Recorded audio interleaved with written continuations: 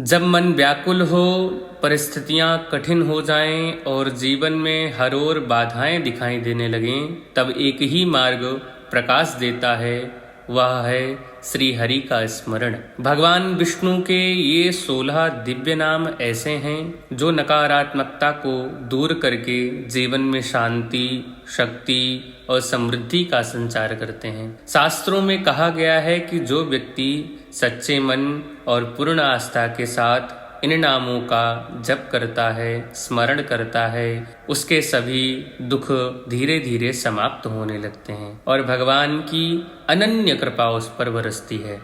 इसलिए आइए श्रद्धा और विश्वास के साथ सुनते हैं भगवान विष्णु के 16 पवित्र नाम। ओम श्री विष्णोः षोडश नाम स्तोत्रम्। श्री गणेशाय नमः।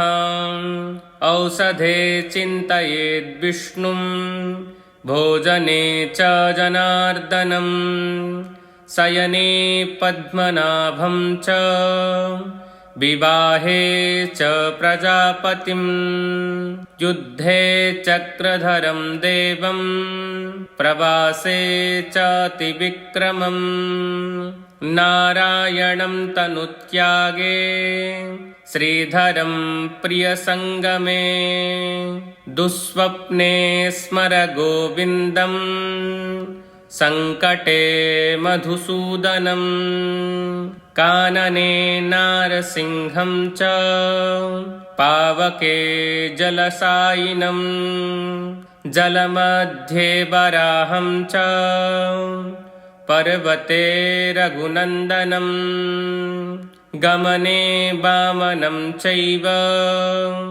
सर्वकार्येषु माधवं, षोडशैतानि नामानि, प्रातरुत्थाय यः पठेत्, सर्वपापविनिर्मुक्तो, विष्णुलोके महीयते। ॐ औषधे चिन्तयेद् विष्णुं, भोजने च जनार्दनं, शयने पद्मनाभं च, विवाहे च प्रजापतिं, युद्धे चक्रधरं देवं, प्रवासे च त्रिविक्रमं, नारायणं तनुत्यागे, श्रीधरं प्रियसङ्गमे, दुःस्वप्ने स्मर गोविन्दं, सङ्कटे मधुसूदनं, कानने नारसिंहं च, पावके जलसायिनं, जलमध्ये वराहं च, पर्वते रघुनन्दनं, गमने वामनं चैव, सर्वकार्येषु माधवं, षोडशैतानि नामानि, प्रातरुत्थाय यः पठेत्, सर्वपापविनिर्मुक्तो, विष्णुलोके महीयते। औषधे चिन्तयेद् विष्णुं, भोजने च जनार्दनं, शयने पद्मनाभं च, विवाहे च प्रजापतिं, युद्धे चक्रधरं देवं, प्रवासे च त्रिविक्रमं, नारायणं तनुत्यागे, श्रीधरं प्रियसङ्गमे, दुःस्वप्ने स्मर गोविन्दं, सङ्कटे मधुसूदनं, कानने नारसिंहं च, पावके जलशायिनं, जलमध्ये वराहं च, पर्वते रघुनन्दनं, गमने वामनं चैव,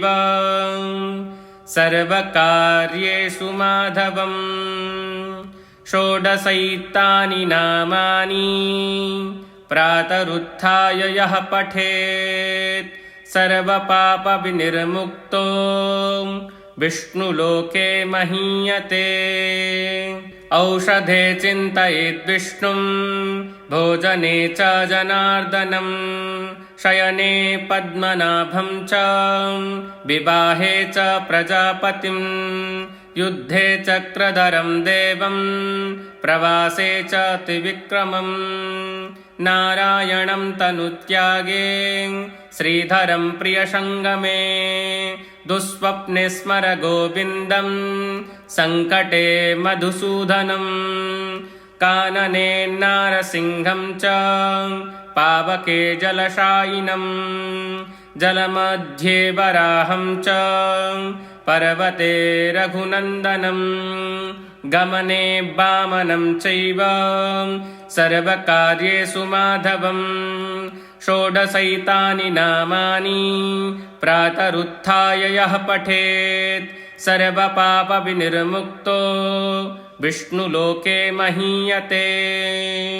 औषधे चिन्तयेद्विष्णुं भोजने च जनार्दनं शयने पद्मनाभं च विवाहे च प्रजापतिं युद्धे चक्रधरं देवं प्रवासे च त्रिविक्रमं नारायणं तनुत्यागे श्रीधरं प्रियसङ्गमे दुःस्वप्ने स्मर गोविन्दं सङ्कटे मधुसूदनं कानने नारसिंहं च पावके जलशायिनं जलमध्ये वराहं च पर्वते रघुनन्दनं गमने वामनं चैव सर्वकार्येषु माधवं षोडशैतानि नामानि प्रातरुत्थाय यः पठेत् सर्वपापविनिर्मुक्तो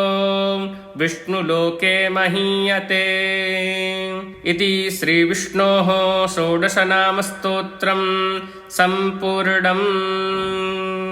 इस स्तोत्र में हमने 5 आवृत्तियां की हैं जिससे आपको अधिक से अधिक लाभ प्राप्त हो सके, तो इसलिए इसको पूरा सुनिए, आपको अधिक फल की प्राप्ति होगी।